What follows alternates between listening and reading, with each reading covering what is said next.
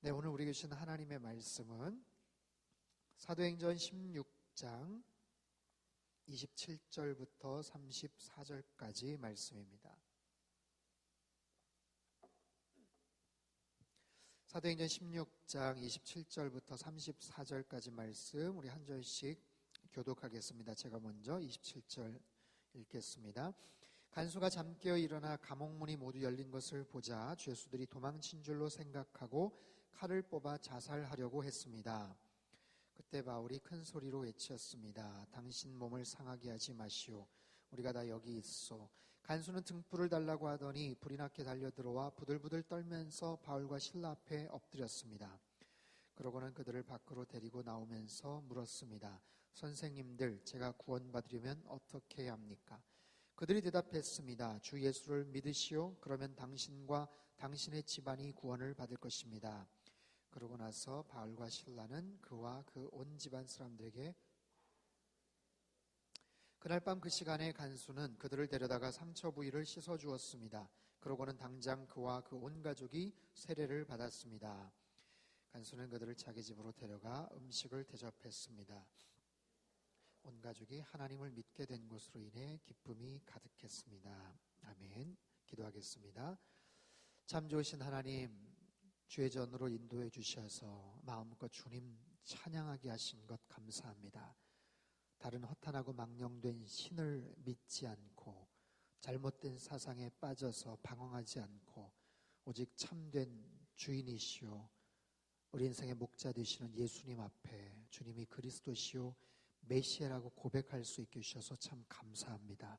이 시간 말씀을 통해 우리에게 주신 구원의 놀라운 은혜와 능력이 무엇인지를 알기 원하오니 우리의 마음문을 활짝 열어주시고 선포된 말씀 씨앗되게 하시사 그 말씀 통해 구원의 아름다운 비밀과 경륜과 그 능력들을 체험하고 그 능력으로 힘차게 우리의 삶을 살아가는 결단의 시간 되게 하여 주옵소서. 시종을 의탁드리며 예수님의 이름으로 기도합니다. 아멘. 자, 오늘 읽은 본문 안에는 아주 유명한 성경 구절이 있습니다. 31절 말씀이죠. 주 예수를 믿으라. 그리하면 너와 네 집이 구원을 얻으리라. 제가 그 중학교, 고등학교 때, 대학교 때도 그런 것 같아요. 버스를 타고 이렇게 왔다 갔다 하면 버스 승강장에 이렇게 조그만한 천막같이 이렇게 텐트같이 이렇게 막아놓은 정류장 같은 게 있는데 거기에 근처 교회에서 아무튼 이렇게 얼마 스폰서를 했겠죠. 그리고 나서 성경 구절을 써놓곤 했는데 그때 꼭 이 16장 31절 말씀이 거의 다 아무튼 보면 대부분 이 말씀을 기록해놨던 기억이 있어요. 혹시 여러분도 보신 기억이 있으신지 모르겠습니다. 주 예수를 믿으라. 그리하면 너와 네 집이 구원을 얻으리라. 아마도 요한복음 3장 16절과 더불어서 복음의 핵심적인 내용을 가장 간결하고 가장 아주 어떻게 보면 아주 심플하고 그리고 특별한 어떤 모습으로 이렇게 기록을 해놓은 핵심적인 그런 문구고 말씀이죠. 오늘 본문의 배경은요. 그 지난주에 귀신 들린 여종을 고쳐줬다가 낫게 해줬다가 그냥 매를 맞고 옥에 갇힌 바울과 실라 이야기를 들었죠. 한밤중에 그들은 매를 맞고 끌려 들어가서 찬양을 합니다. 또 기도를 했죠. 그리고 그 모습을 그 찬양의 소리를 사람들이 들었더라라고 성경은 기록해요. 한밤중에 정말 힘들 때, 속상할 때, 캄캄할 때 그것도 감옥에서 도저히 찬양을 부를 수 없는 상황이죠. 억울하게 잔뜩 매를 맞고 온몸이 지금 화끈화끈하고 아픈 상황에서 도저히 찬양이 자연스럽게 나올 수 없는 그런 상황, 그런 환경에서 그들은 찬양을 하고 기도를 했다라고 얘기를 해요. 어떤 찬양을 했을까요? 뭐라고 찬양을 했을까요? 만약에 오늘날 우리들이 부르는 찬양들 중에서 그 분위기, 그 상황에서 제일 어울릴 만한 찬양이 있다면 뭘까요? 여러분 같으면 그 상황에서 어떤 찬양을 하시겠어요? 귀신 쫓아냈다가 매 잔뜩 맞고 감옥에 갇혀서 부르기에 딱 좋은 그런 찬양은 뭘까요? 어떤 찬양을 불렀는지 가사나 이런 내용들은 소개하지 않습니다만 그 찬양의 소리를 들은 사람들이 귀 기울여 듣고 있었다라고 밝히고 있어요. 사람들이 귀담아 듣고 있었더라. 그리고 그 찬양을 통해서 놀라운 기적이 나타났다고 우리에게 알려줍니다. 초자연적인 역사, 특별한 하나님의 은혜가 임했어요. 언제요? 한밤중에 찬양할 수 없는 상황 가운데서 찬양을 할 때, 그런 상황에서 찬양을 부르면 우리를 둘러싼 옥문이 무너져요. 고난 중에, 힘들고 어려운 칠흑 같은 한밤중에 하나님을 찬양하고 기도하고 감사하면 기적이 나타난다고 말씀을 하세요. 우리를 지겹도록 감싸고 있는 모든 운명과도 같은 착고들이 풀린다고 말씀하세요. 이 말씀 그대로 우리 안에도 이런 특별한 하나님의 은총과 능력이 임하실 수 있기를 바랍니다. 오늘 본문은요, 그 다음부터예요. 옥문이 열리고 죄수들이 보이지 않자 당황했던 간수가 칼을 빼어들고 자살을 하려고 합니다. 그런 간수 앞에 나타나서 바울과 실라가 얘기를 하죠. 주 예수를 믿으라. 그리하면 너와 내 집이 구원을 얻을 것이다. 가장 핵심적인, 가장 파워풀한, 그리고 가장 단순한, 그리고 가장 위대한 이 말씀, 이것처럼 복음의 능력을 짧고 분명하게 설명한 구절이 어디 있어요? 더 압축해 볼까요? 믿으라 살 것이다요. 믿으면 구원을 얻을 것이다. 요한복음 3장 16절은 구원의 핵심적인, 복음의 핵심적인 내용을 가장 정확하게 정리했다면, 오늘 이 16장 31절 말씀은 복음의 능력을 가장 심플하게 선언을 해요. 얼마나 쉽습니까? 한번 들으면 잊혀지지가 않아요. 주 예수를 믿으라. 그리하면 너와 내 집이 구원을 얻으리라. 한번 따라해 볼까요? 주 예수를 믿으라. 그리하면 너와 내 집이 구원을 얻으리라. 아멘. 이렇게 쉬운 복음의 핵심적인 내용이에요. 얼마나 간단합니까? 얼마나 단순합니까? 하지만 받아들이는 사람 입장에 따라서는 그렇게 간단하지는 않아요. 그렇게 쉽지도 않습니다. 특별히 오늘 이 메시지를 듣고 있는 간수의 입장에서는 더더욱 그렇습니다. 본래 주 예수를 믿으라, 이 말의 의미는 예수를 참 주인으로 모시고 삶을 그분께 맡기라는 뜻이에요. 주 예수를 주인으로 모시고 삶을 의탁하라. 내가 누구를 믿는가? 내가 무엇을 믿는가? 어떻게 믿는가? 거기에 따라 우리 인생, 우리의 운명의 향방이 가늠됩니다. 한참 감수성이 풍부한 사춘기 시절, 학창 시절, 어떤 책을 꺼내서 읽느냐, 어떤 시집을, 누구의 책을, 어떤 사람의 사상집을, 철학서적을 읽느냐, 거기에 따라서 대학의 전공이 바뀌기도 해요. 대학에 가서 서클 모임이 있다고 해서 갔는데 어떤 정치적인 견해가 담긴 모임에 참석하고, 어떤 자극적인 편향적인 동영상을 보느냐, 그런 세미나에 참석하느냐, 거기에 따라서 인생의 진로가 확 바뀌기도 합니다.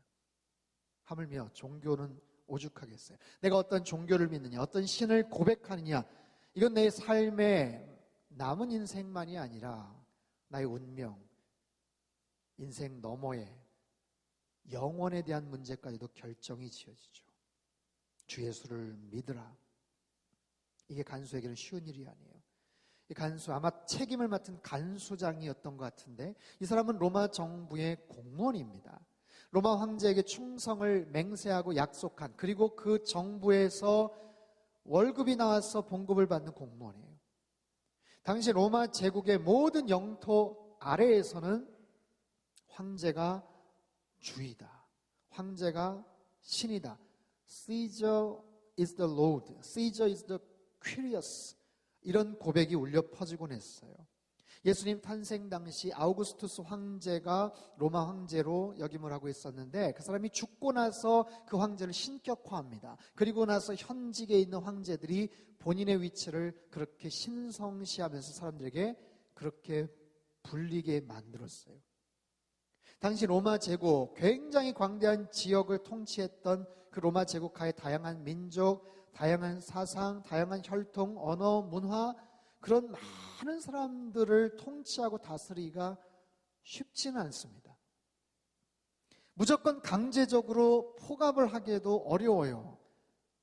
어떤 여러 가지 공무적인 그런 일들을 감당하기에 인력이 제대로 이렇게 잘 되지를 않는 거예요. 로마 제국의 공권력으로 그것을 다 그렇게 압제하고 이렇게 억제하고 제어하기가 어려운 거예요. 그렇다고 무조건 자율권을 무조건 다 방임하고 주기도 뭐한 거예요. 그래서 적절한 그런 통제나 적당한 자율권이 필요했어요. 로마 제국은요, 다신 국가입니다. 다양한 신을 인정하는 그런 국가예요. 그래서 이 부분을 어떻게 적절하게 유지를 할까 하다가 1년에 한두 차례 공식적인 자리에서 로마 황제가 신입니다라는 그런 고백을 사람들 앞에서 하기만 하면 평상시에 그들이 어떤 신을 믿고 어떤 종교 생활을 하는지 그 부분에 대해서는 상당히 많이 묵인해줬던 그런 환경이에요.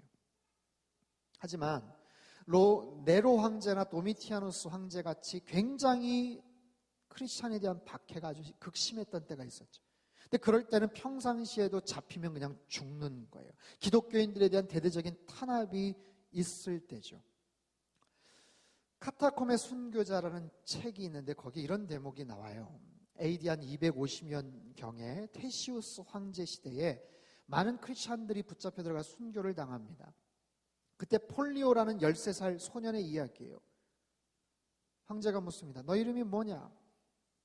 마카스 셀비리 폴리오입니다. 네 나이는 몇이냐? 저는 이제 13살입니다. 소년이 이름을 말하자 모여있던 사람들 사이에서 동정에 찬 속삭임이 일어난다. 너는 그리스도 신자라는 제목으로 신문받고 있는데 할 말이 있는가? 저는 아무런 죄를 범치 않았습니다. 저는 단지 그리스도를 믿는 크리스찬입니다. 그리고 여러 사람들 앞에서 이런 것을 고백하는 게 저의 기쁨입니다. 크리스찬이라고 한 것은 반역자라고 시인한 것과 같다. 아닙니다. 저는 단지 크리스찬입니다. 저는 반역자가 아닙니다. 제국의 법률은 크리스찬이 되는 것을 사형으로 금해. 네가 크리스찬이라면 넌 죽어야 돼. 하지만 너는 어리다. 그래서 너를 동정한다. 너의 그 어리석은 미신을 버리고 현명한 역사를 가진 우리 종교의 마음을 바칠 수 있겠니? 죄송하지만 전 싫습니다. 저희 주님을 부인할 수 없습니다. 화가 난 이제 황제가 묻는 거예요. 너에게 마지막으로 기회를 준다. 이 앞에 있는 이 잔을 가지고 와서 저 앞에 있는 신주에다가 제단에 붓기만 하고 고백만 한번 하면 돼. 하지만 소년은 마지막 기회를 거부해요. 죄송하지만 저는 주님을 부인할 수 없습니다. 화가 난 황제가 말해요. 그래, 할 수 없구나. 네 말이 너의 운명을 정했다. 이 녀석을 당장 사형에 처해라. 그래서 어린 13살짜리 폴리오는 극형에 처해 목숨을 잃게 돼요. 바울 사도 시대에도 로마 황제에게 그런 고백을 하는 것, 로마 황제만이 퀴리오스이고 주인 되신다는 절대적인 신념과 고백은 지금 바울 앞에 있는 그 간수에게도 마찬가지로 적용이 되고 있어요. 흥미로운 사실은요, 그 간수가 자다가 지진에 놀라 벌떡 깨죠. 근데 눈앞에 펼쳐진 장면, 옥문이 텅 비고 죄수들이 없는 거예요. 그래서 어떻게 합니까? 칼을 빼가지고 자살을 하려고 하죠. 뭘 할 수 있어요? 성격 참 급하네. 성경에 나오는 사람 중에 정말 성격 급한 사람, 어떻게 이렇게 성격이 급합니까? 좀 둘러다도 좀 볼 상황인데. 근데 여러분, 성격 급한 것만이 아니라 얼마나 군기가 바짝 들어섰으면 그랬겠어요. 당시 죄인을 잃어버리면 대신 간수가 그 생명을 대신해서 목숨을 잃게 되었어요. 그게 단순한 엄포나 경고가 아니에요. 정말로 그런 상황이 닥쳐지면 아주 끔찍한 형벌과 무서운 처형이 기다리고 있기 때문에 차라리 붙잡히기 전에 책임 추궁당하고 심한 고문당하기 전에 스스로 목숨을 끊으려 했던 거예요. 그만큼 눌려 있었고 두려움에 사로잡혀 있던 상황이에요. 그렇게 두려운, 그렇게 무서운 서슬 시퍼런 로마 황제의 엄명을 어기고 황제됨을 부인하고 주 예수를 믿으라 그 말에 예수를 나의 주님으로 고백한다? 여러분, 그건 쉽지가 않습니다. 어렵죠. 어떻게 이런 고백을 쉽게 할 수 있겠어요? 제국의 화려한 영광과 권력 속에서 살아가던, 거기에서 녹을 먹고 살아가는 로마 시민으로서, 공무원으로서 눈에 보이는 로마 황제의 그 공권력을 보는 사람이 당시 로마 제국에서 꽤나 잘 나가던 빌립보 지역에서 이스라엘? 나사렛, 정말 듣도 보도 못한 가난하고 보잘것없는 먼 이스라엘 땅, 그곳에 30세 간 넘은 나사렛 청년이, 십자가에 달려 처절하게 죽어간 그 청년이 메시아고 하나님의 아들이고 그 청년을 나의 주님으로 고백할 수 있다고요? 여러분, 이건 상식적으로는 어려운 거예요. 이성적으로는 거의 불가능하다고 말할 수 있습니다. 하지만 이미 이 간수는 마음이 열렸어요. 간수는 마음의 준비가 되어 있었어요. 그리고 자신의 모든 상식과 이성과 양심과 간수로서의 책임감과 자기가 다짐했던 황제에 대한 충성심과 이 모든 것을 다 초월해서 그 말에 굴복을 합니다. 그 구원의 메시지를 듣고 그 앞에서 영접하는 이야기가 나와요. 사도 바울이 구원에 대해서 얘기하죠. 너와 내 집이 구원을 얻을 것이다. 여기서의 구원이라는 단어, 하지만 놀랍게도 바울 사도가 먼저 꺼낸 게 아니에요. 이 간수가 먼저 구원이라는 단어를 꺼냈어요. 우리 29절, 30절 말씀 한번 읽어볼까요? 16장 29절, 30절 말씀 시작. 간수는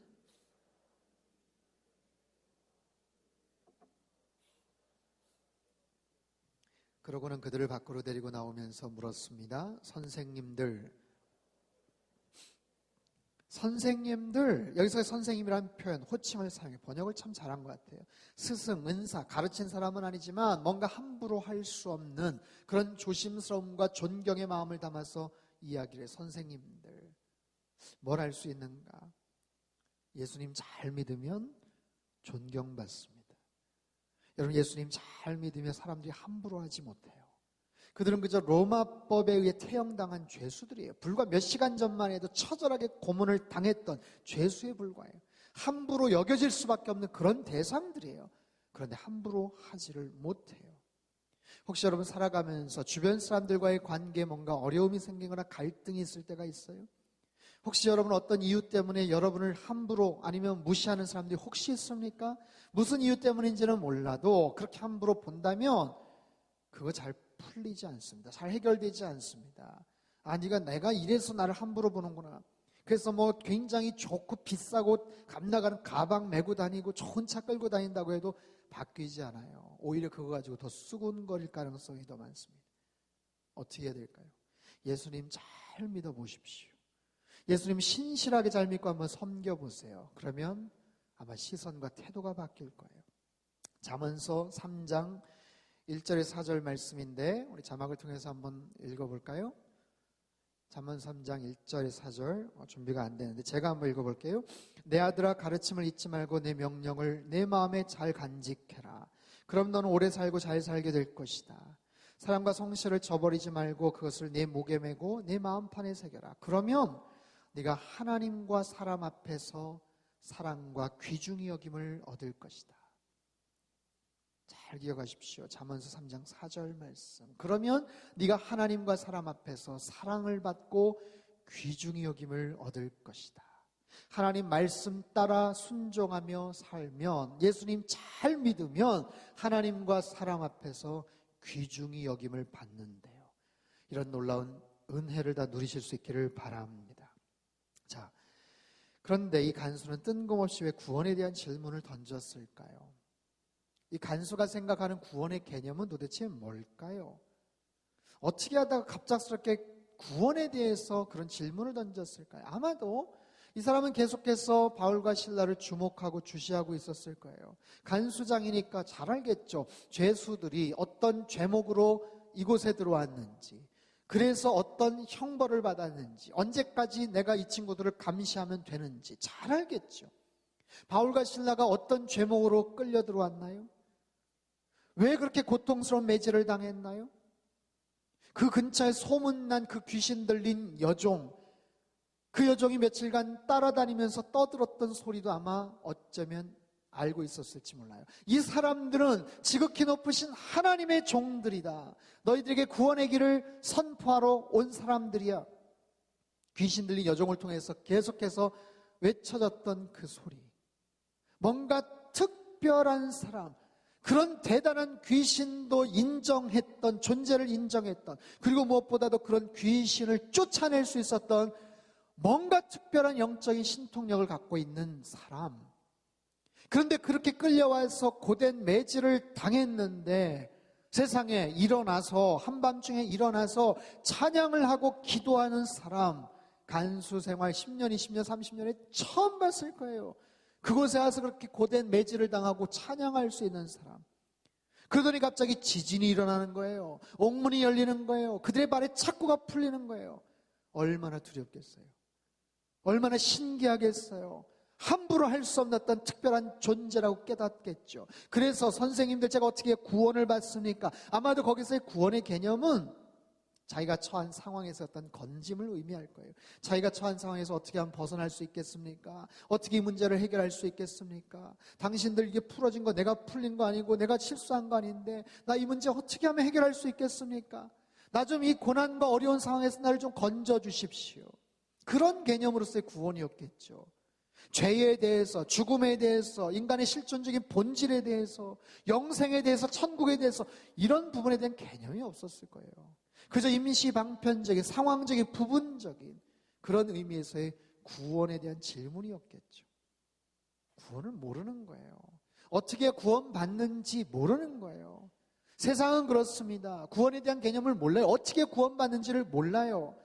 단지 그 상황을 그냥 빠져나가기를 바라는 거예요. 생각해 보세요. 병원 입원실이 마음에 안 든다고, 나 주사 맞는 거 아프다고 빠져나가고 싶다 그러면 어떡해요? 나 힘드니까 나 제발 여기서 건져내달라고 하면 어떡해요? 병이 치유가 돼야 나가죠.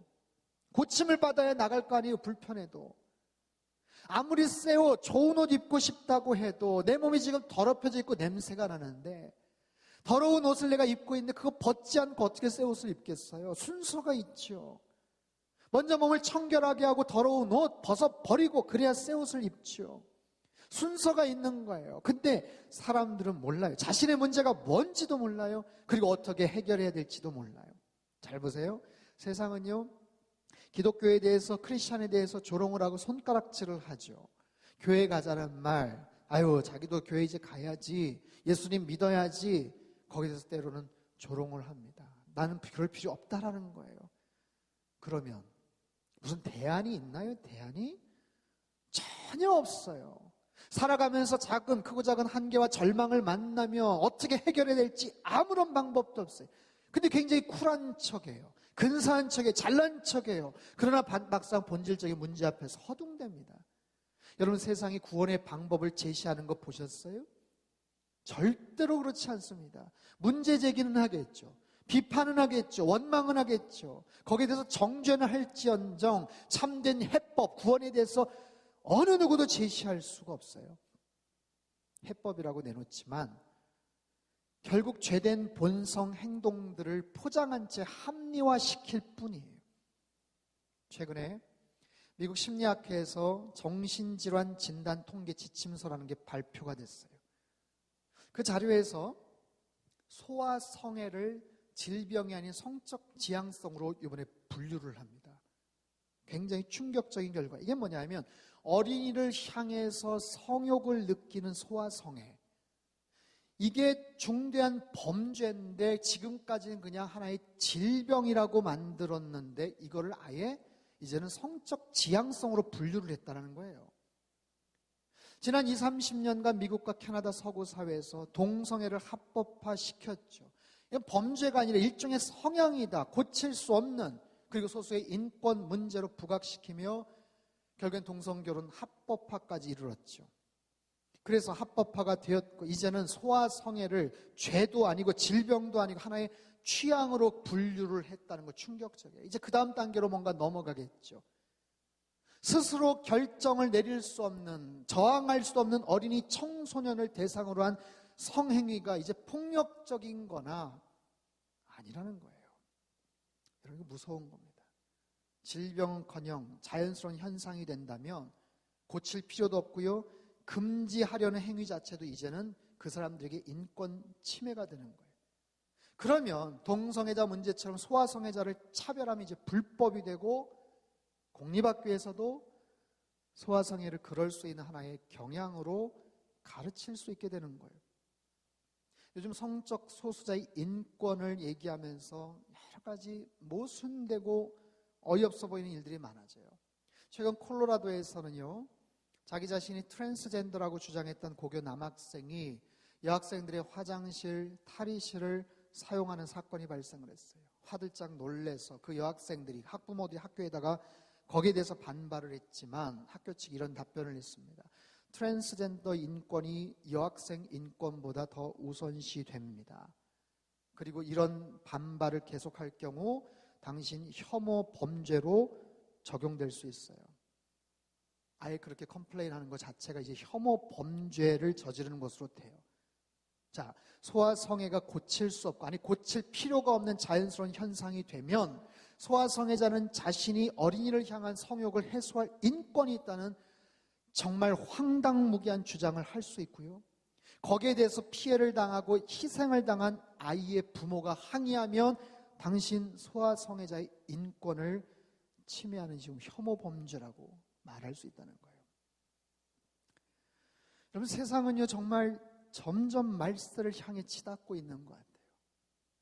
자신의 소견에 오른 대로 행했던 사사기 시대가 지금 펼쳐지고 있습니다. 여러분, 세상은요 절대로 구원에 대해서 답을 주지 못해요. 아니, 뭐가 문제인지조차도 몰라요. 그저 그것을 자신들의 죄성을 포기하지 않은 채 포장하기에 급급합니다. 주님께서 우리에게 주신 구원은요 완벽한 구원이에요. 주 예수를 믿으라. 그리하면 너와 네 집이 구원을 얻으리라. 네가 이 땅을 살아가면서 주인으로 삼을 것들이 정말로 많은데, 다른 신이 있고 물질이 있고 네 자신을 주인으로 삼는데 그렇게 삼아서 살면 큰일 나고 파멸에 이르고, 오직 예수님만이 주인이시기에 그분을 나의 구주로 영접하고 고백하고 인정하고 살아가면 너와 너의 집이 살 거다라고 얘기를 하세요. 당신과 당신의 모든 삶의 영역에 주님의 생명이 임할 거라고 주님 말씀하세요.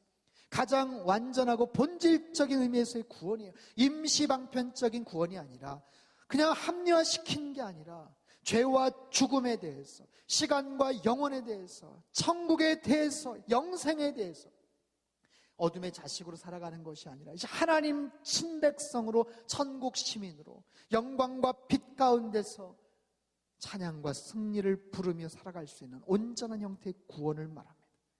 여러분, 이 사실에 대해서 여러분 잘 아십니까? 내가 구원받은 자녀로서 구원의 그 놀라운 능력과 은총을 여러분 다 아세요? 사실 다 알기 어렵죠. 모르고 살아가는 경우도 참 많아요. 하지만 우리가 상상하는 것 이상의 엄청난 특권과 축복이 거기에 담겨져 있어요. 그런데 너무나도 많은 사람들, 크리스찬들조차도 구원에 대한 그 축복이 그저 천국 티켓 하나 받아놓은 것으로 끝나고 이 땅에서는 똑같이 살아가는 경우들이 얼마나 많은지 몰라요. 여러분, 구원은요 현재적인 하나님의 능력입니다. 한번 따라해 볼까요? 구원은 현재적인 하나님의 능력이다. 미래에도 누릴 수 있는 축복이지만 이 땅에서도 현재적인 상황에서 누릴 수 있는 능력이에요. 티켓을 소유했으니까 언젠가는 천국 가겠죠. 하지만 그 이전엔 그 티켓의 위력이 없나요? 아무런 혜택이 없나요? 마치 이와 같아요. 어떻게 1등석 비행기 티켓을 얻었어요? 그 엄청난 특혜는 타봐야 알아요. 티켓 가지고 있어봐야 소용이 없어요. 똑같은 거예요. 그거는 종이 한 장 똑같은 거예요. 이코노미나 똑같은 거예요.